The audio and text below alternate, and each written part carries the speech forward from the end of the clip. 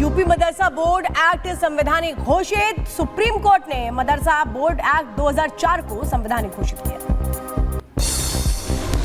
Supreme court ने कहा फाजिल और कामिल हायर एजुकेशन को छोड़कर सभी कोर्स पर हाई कोर्ट का फैसला लागू। फाजिल और कामिल को यूजीसी से नहीं मिली मान्यता। श्री कृष्ण जन्मभूमि मामले पर सुप्रीम कोर्ट में सुनवाई 2 हफ्ते के लिए टली। याचिकाकर्ता को निर्देश मेंटेनेबिलिटी के मामले पर शॉर्ट नोट दाखिल करें। मुस्लिम पक्ष चाहता है कि लगभग 50 वर्ष उसके यूं ही कट जाएं और उसको चाहता है कि यदि कांग्रेस सरकार आ गई या सपा सरकार आ गई तो उसकी बल्ले बल्ले हो जाएगी। हम ये चाहते हैं कि भाजपा सरकार में न्याय प्रभावित नहीं होता। झारखंड कोडरमा में सीएम योगी ने जनसभा को किया संबोधित। सोरेन सरकार को घेरते हुए कहा औरंगजेब ने देश को लूटा और आलमगीर ने झारखंड को लूटा। प्रधानमंत्री मोदी ने पद्म भूषण से सम्मानित गायिका शारदा सिन्हा की सेहत का जाना हाल। बेटे अंशुमान से ली जानकारी। हर संभव मदद का दिया आश्वासन। इस वक्त वेंटिलेटर पर है शारदा सिन्हा। जेएमएम का पीएम मोदी पर बड़ा आरोप। राष्ट्रपति द्रौपदी मुर्मू को पत्र लिखा। कहा पीएम के दौरे को लेकर सीएम हेमंत के हेलीकॉप्टर को उड़ान भरने में हुई देर। आरोप पर सीएम हेमंता बिस्वा शर्मा का जवाब। कहा प्रधानमंत्री मोदी के दौरे पर एयर ट्रैफिक होता है ब्लॉक। प्रधानमंत्री की सुरक्षा को राजनीति का मुद्दा बना रहे हैं सोरेन। अगर प्रधानमंत्री का सुरक्षा का विषय भी हेमंत सोरेन जी राजनीति का विषय बनाना चाहते तो आप मान कर चलिए वो कितना नर्वस हो चुका है। घुसपैठियों के मुद्दे पर एक बार फिर हेमंता बिस्वा शर्मा ने सोरेन सरकार को घेरा। कहा यह राजनीतिक नहीं बल्कि देश के भविष्य की बात है। उनका पार्टी घुसपैठियों के बारे में ज्यादा बोलते हैं, इसका कारण वो यूसीसी को भी अपोज कर रहे हैं। अखिलेश यादव के तंज पर बीजेपी का पलटवार। कहा अखिलेश को रह रहकर सता रही है अपने कार्यकाल की याद। नेताजी के कहने पर चीफ सेक्रेटरी और मंत्री बनाते और बिगाड़ते थे। कैसे नेताजी के कहने पे बार बार मंत्रिमंडल में फेरबदल किया करते थे, मंत्री हटाते थे, फिर मंत्री बनाते थे। ये बेचारगी सबने देखी है। अखिलेश जी को अपनी ये बेचारगी याद आती है तो अपने गम दूर करने के लिए वो उत्तर प्रदेश की वर्तमान सरकार पर उल जलूल आरोप लगाने का काम करते हैं। बीजेपी नेता सिद्धार्थनाथ सिंह का अखिलेश यादव पर हमला। कहा 2017 के बाद कानून व्यवस्था में सुधार हुआ है। अखिलेश को नहीं पता पारदर्शिता। नया डीजीपी इस तरह से आएगा जिससे कानून व्यवस्था जो बेहतर हुई है उत्तर प्रदेश में 2017 से योगी आदित्यनाथ जी के कार्यकाल में वो और बेहतर हो सके और उसमें इंप्रूवमेंट कर लें हम लोग। केंद्रीय मंत्री नितिन गडकरी का कांग्रेस पर हमला। कहा संविधान की सबसे ज्यादा धज्जियां कांग्रेस ने उड़ाई हैं। जो 60 साल में कांग्रेस नहीं कर पाई बीजेपी ने 10 साल में कर दिया।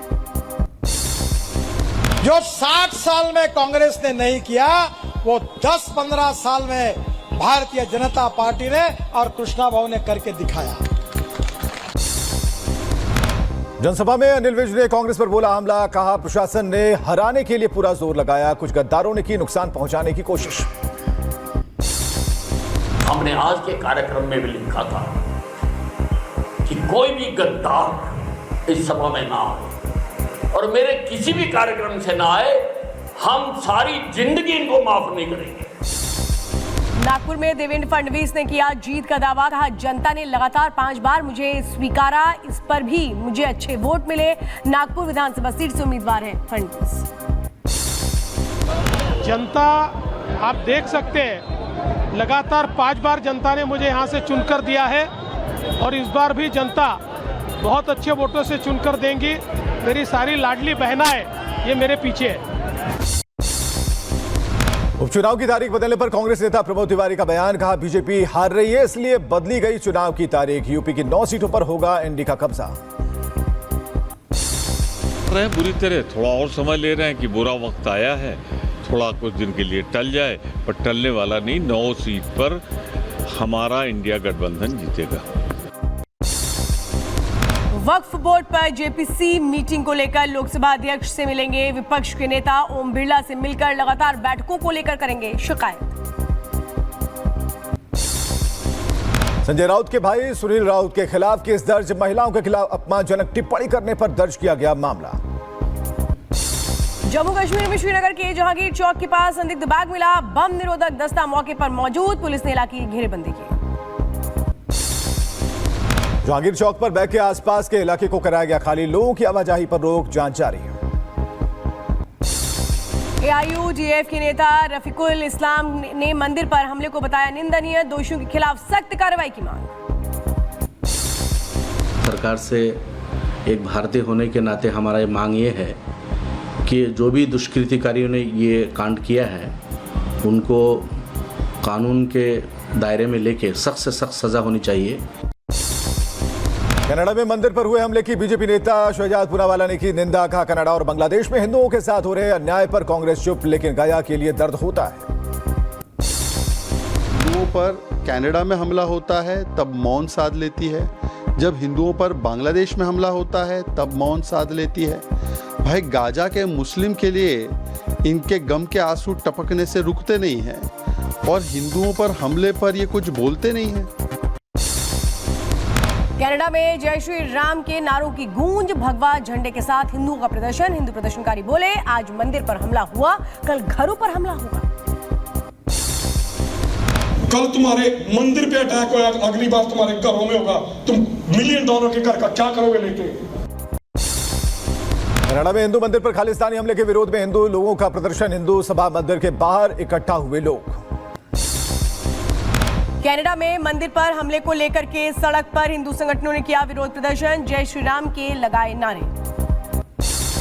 यहाँ पर एक चीज तो साफ हो गई है कि कनाडा हमारी जान है और हिंदुस्तान में हमारी जान बसती है।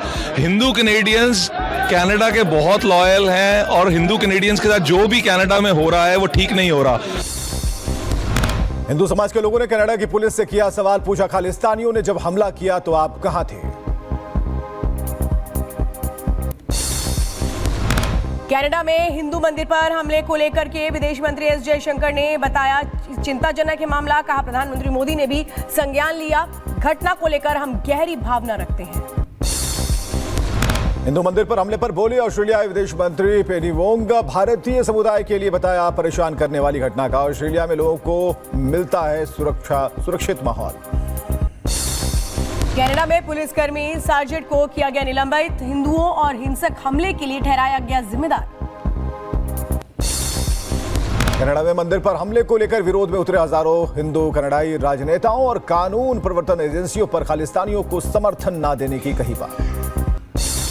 रिपब्लिकन उम्मीदवार ट्रंप ने मिशिगन के ग्रैंड रैपिड्स में एक रैली में अंतिम भाषण दिया, सैकड़ों हजारों वोटों से आगे होने का दावा किया।